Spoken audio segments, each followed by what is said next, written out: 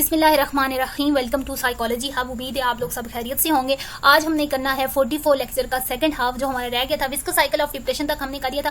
Basically आप कह रहे होंगे ये बहुत ही ज्यादा, मैं इतने डीप तक नहीं जा रही, मैं जस्ट आपको कॉन्सेप्ट्स देख रही हूँ, क्योंकि इन चीजों में याद रखने वाली कोई इन सब जो लास्ट वाले लेक्चर से इनमें इस तरह रट्टा लगाने वाली कोई चीज है नहीं। जस्ट आपको कॉन्सेप्ट होना चाहिए कि ये बातें क्या करें। हमने कोड पे बात की, हमने क्लिनिकल जजमेंट्स पे बात की। उन सब चीजों में आप लोग खुद देख लें कि कोई भी ऐसी डेफिनेशन नहीं है जिसके बारे में जिसको आप रट्टा लगा सके, बल्कि ये जस्ट कॉन्सेप्ट्स हैं जिनको आपने एक दफा पढ़ लिया तो आपके पास जो भी एमसीक्यूज आएंगे आप उनको इजीली सॉल्व कर सकते हो। तो हम चलते हैं सोशल कॉग्निशन जो है, यानी कि नेगेटिव थिंकिंग की जब बात आती है या सोशल साइकोलॉजी की जब बात आती है तो लोनलीनेस उससे किस तरह से लिंक्ड करती है। If a depression is the common cold of a psychological disorder then loneliness is the headache.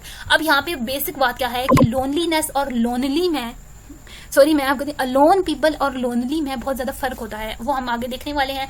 Loneliness whether chronic और temporary is a painful awareness that our social relationship are less numerous and meaningful than we desire. यानी कि इस चीज को हम पीछे भी पढ़ चुके हैं कि बेसिकली लोनलीनेस होती क्या है कि हम कोई भी हमारे जो रिलेशन होते हैं, हमारे फ्रेंड्स, फैमिली या हमारे इंटीमेट जो रिलेशन होते हैं, अगर वो हमारी डिजायर के मुताबिक ना हो, वार्मथ ना हो, इतनी ज्यादा वो हमें टाइम ना दे रहे हो, तो हमें लगता है कि हम बिल्कुल अकेले हो चुके हैं।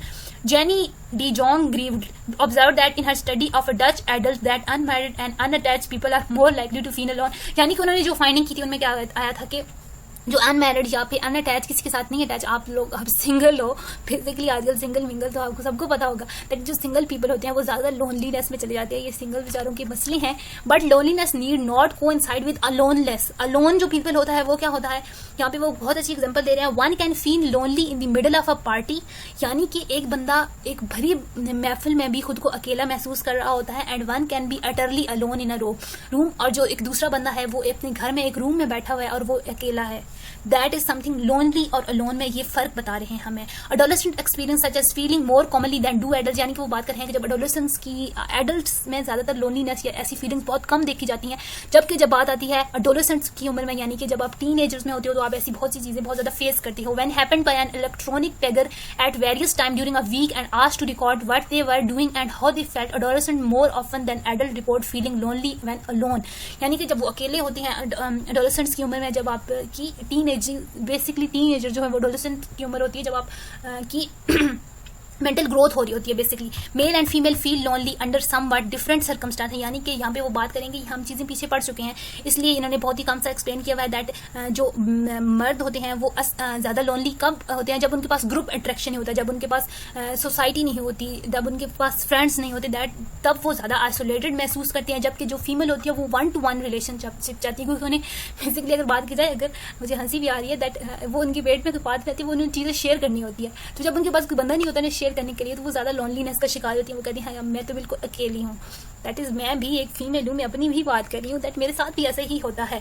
As many recently widowed people know the loss of a person with whom one has been attached can produce unavoidable feeling of loneliness. यहाँ पे विडोड की बात हो रही है कि उनको ज्यादा महसूस होता है जब कोई छोड़ के चला जाता है तो कैसा फील होता है। Social cognition and anxiety. अब सोशल कॉग्निशन एंड एंग्जाइटी पे कैसे हम लिंक कर सकते हैं।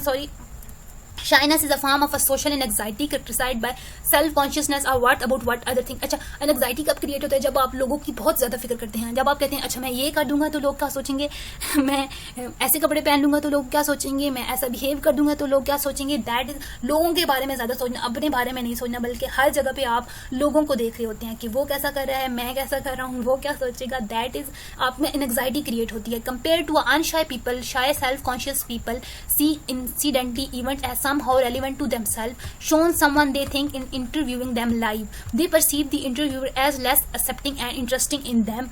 यानी कि जो एनर्जियस पीपल होते हैं उनको लग रहा होता है कि हर कोई बस मुझे ही देख रहा होता है। Shy anxious people are also over personalized situation, a tendency that bear energious concerns and their extreme cases of paranoia। they also overestimate, sorry ये कहाँ चले गए हैं, they also overestimate the extent to which other people are watching and evaluating them if their hair won't comb. यानी यहाँ पे वो बात करें, अगर उनके फेस पे कोई दाना है या उनके बाल नहीं कमी हो तो वो लोग कह रहे होंगे कि लोग बस हमें ही देख रहे हैं और बस वो हमें इसी बातों पे जज करेंगे कि अच्छा आपके मुंह पे पिंपल है, अगर आपका बाल नहीं सही से कॉम्ब हुए तो लोग इसी चीज को नोटिस कर रहे हैं। They wish they could stop worrying about blushing about what other think और व्हाट टू से नेक्स्ट, यानी कि उनको ये डर लगा रहता है कि लोग क्या कहेंगे बेसिकली, और अब मैं क्या कहूंगा, दैट इज समथिंग एंजाइटी।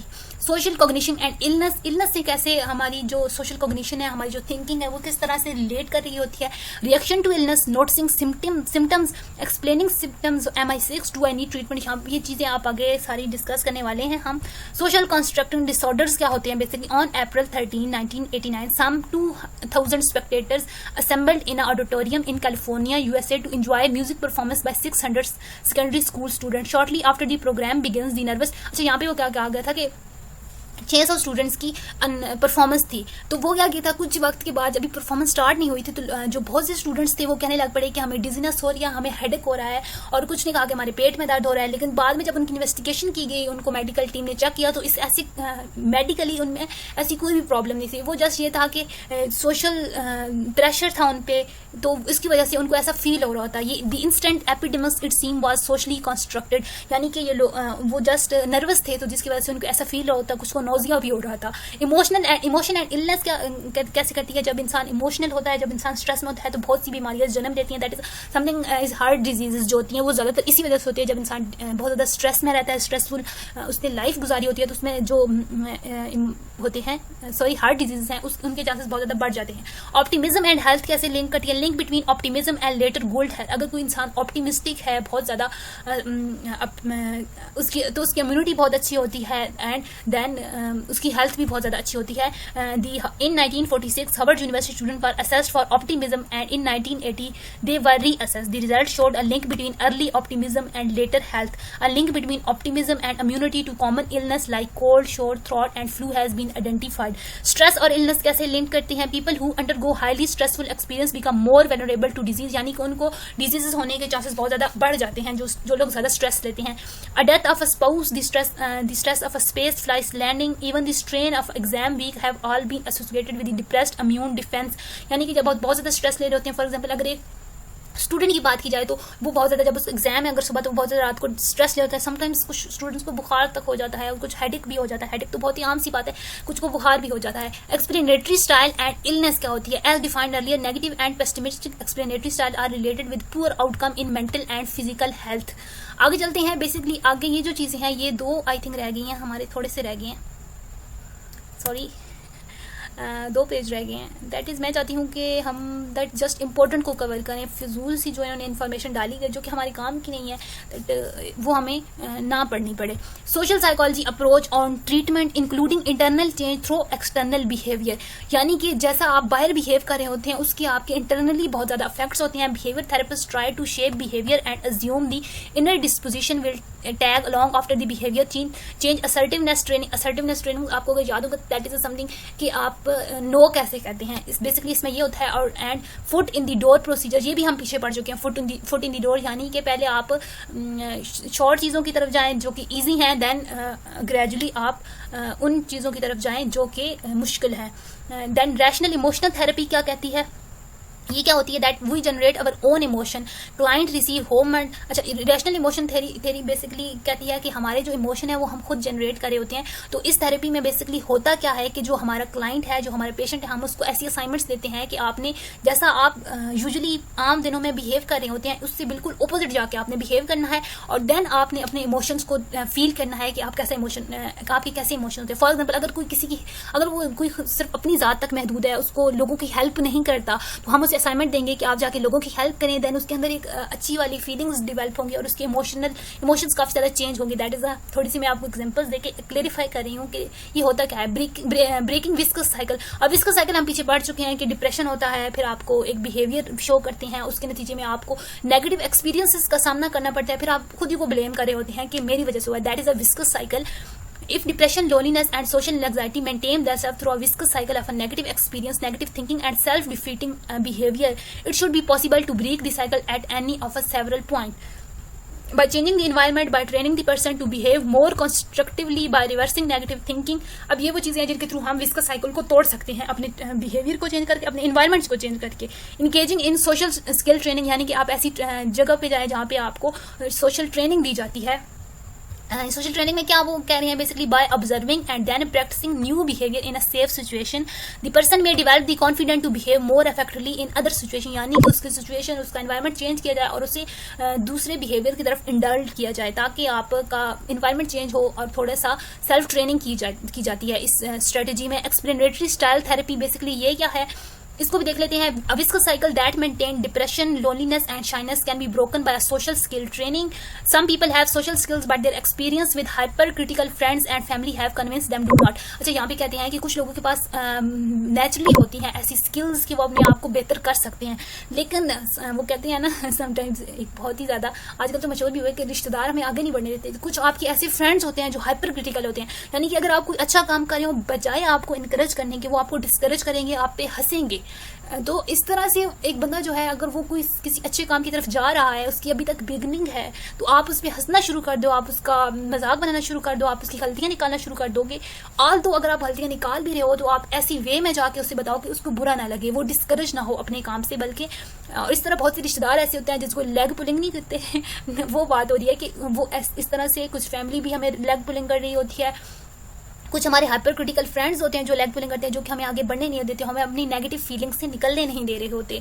तो हम नहीं जानते होते कि अगला बंदा किस सिचुएशन से गुजरा है, क्यों वो ऐसा कर रहा है, लेकिन बजाय उसको समझने के, उस पे ध्यान देने के, उसको इनकरेज करने के आप उस पर हंसेंगे, आप उसका मजाक बनाएंगे तो बेचारा डिस्करेज ही होगा ना। दैट इज समथिंग वो कर रहे हैं कि वो ये कह रहे हैं कि for such people it may be enough to help them reverse their negative beliefs about themselves and their futures. Among the cognitive therapies with this aim is explanatory style therapy proposed by social psychologists. One such program, explanatory style therapy में क्या हुआ था कि किसने किया था, Mary Ann Layden first explain the advantage of making attribution more like those of the typically non depressed person. After assigning a variety of a task she help the student see how they typically interrupt success and failure. They come through a treatment phase. Layden instructed each person to keep a diary daily success and failure. अच्छा, यहाँ पे वो एक experiment के बारे में बता रहे हैं कि जो लेडन थी या था पता नहीं उसने क्या किया था कि उसने स्टूडेंट्स को कहा था कि आपने अपनी डायरी में अपने रोजाना के सक्सेसेस, जो आपने कामयाबियां हासिल की और जो फेलियर किए, वो आपने लिखने हैं, और देन आपने उसको रीटेस्ट करना है। आपने अपनी फेलियर की वजह देखनी है कि कौन सी चीजें हैं जिसकी वजह से आपको किसी भी चीज में आप फेल हो रहे हैं। देन ये होता है आपका रीअसेसमेंट प्रोग्राम, या फिर आपकी जो खुद की अपनी एक्सप्लेनेटरी स्टाइल होता है। आप खुद अपनी गलतियां जब खुद निकालेंगे तो आपको बुरा भी नहीं लगेगा, देन आप उनको बेहतर करने की कोशिश करोगे, तो इस तरह आपकी सेल्फ स्टीम भी बढ़ जाती है।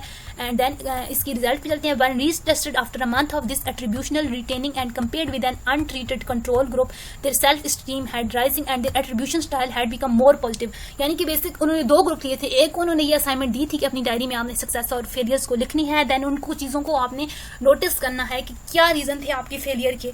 तो फिर देखा गया था कि जिनको ये असाइनमेंट दी गई थी उनमें सेल्फ स्टीम में उनकी सेल्फ स्टीम में बेसिक इजाफा हुआ था। आगे हम चलते हैं maintaining change through internal attribution for success. ये वही चीजें ऊपर वाली चल रही है, that is not much important.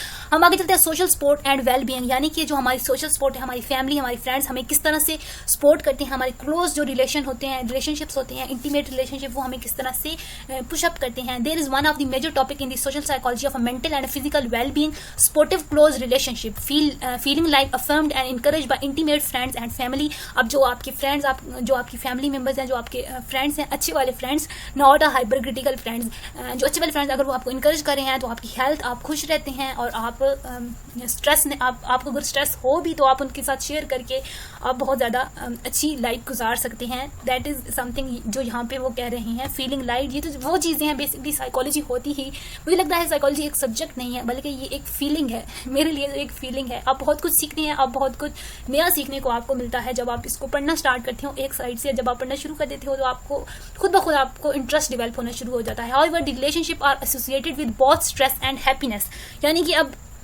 जैसे कि ये जो रिलेशनशिप होते हैं ये आपको स्ट्रेस भी काफी दफा दे जाते हैं। Our relationship are fraught with stress, hell is other wrote Jean Paul Sartre, still on balance close relation contribute less to illness than to health and happiness, यानी कि स्टिल बैलेंस अगर किया जाए, अगर देखा जाए तो जो हमारे क्लोज रिलेशनशिप होते हैं वो ज्यादातर कंट्रीब्यूट हमें इलनेस में करते हैं then to health and happiness. जैसे कि हमने रिलेटिव्स की बात की, क्लोज रिलेशनशिप एंड हेल्थ, अगर वो यहाँ पे वो बात की जाए तो ये क्या कहते हैं, that those who are close relationship with friend, kin और other member of a close close-knit religious or community organizations are less likely to die prematurely and losing such tight heightens the risk of a disease.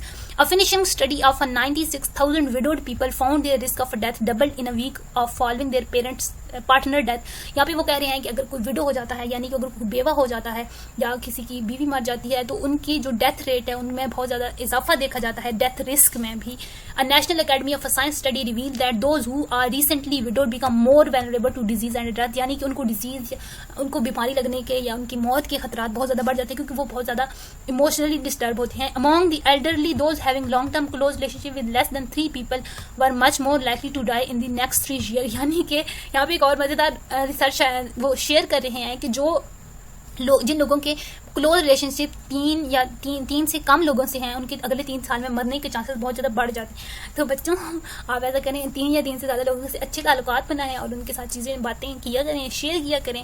In more than 80 studies social support has been linked with better functioning cardiovascular and immune system. यहाँ पे वही चीज़ें again से repeat कर रही हैं जो हम ऊपर सारी पढ़ गए हैं, that cardiovascular system, immune system को कैसे आपके रिलेशनशिप बेटर करने में मदद करते हैं. Close relationship and happiness, friends and happiness, being attached to a friend with whom we can share intimate thought has 2 effects. It redoubtfully joys or shattered griefs in half. यहाँ पे वो बात कर रहे हैं कि अगर कोई बंदा हो जिसके साथ हम अपनी हर खुशी, हर गम, हर परेशानी हम शेयर कर सकें, तो ये हमारी आधी जो परेशानी है वो उधर ही खत्म हो जाती है जब हम शेयर कर रहे होते हैं. marital attachment and happiness compared to those singles or widowed and especially compared to those divorced or separated married people report being happier and more satisfied with life. ये तो एक आम सी बात लिखी हुई है उन्होंने. the tighter social bond to a collectivist culture after protecting from loneliness, alienation, divorce and stress related diseases. यहाँ पे वो वही बात कर रहे हैं कि अगर आप सिंगल हो, अगर आपके पास कोई इंसान नहीं है, अगर आप लोनली हो, अलोन हो मैं तो आपको जो बीमारियों के रिस्क है, डेथ रिस्क है, वो बहुत ज़्यादा बढ़ जाता है. होप सो आपको समझ आ गया है तो लाइक कर दिया करें. होपफुली बेसिकली तो हमारा ख़त्म हो चुका है लेक्चर. अगला जो लेक्चर है वो अगली वीडियो एक बनाएंगे जिसमें हम आपको अल्लाह हाफिज़ भी करेंगे. टिल देन अल्लाह हाफिज़. अगले लेक्चर में लास्ट जो होपफुली वीडियो होगी सोशल साइकोलॉजी की, उसमें मुलाकात होती है.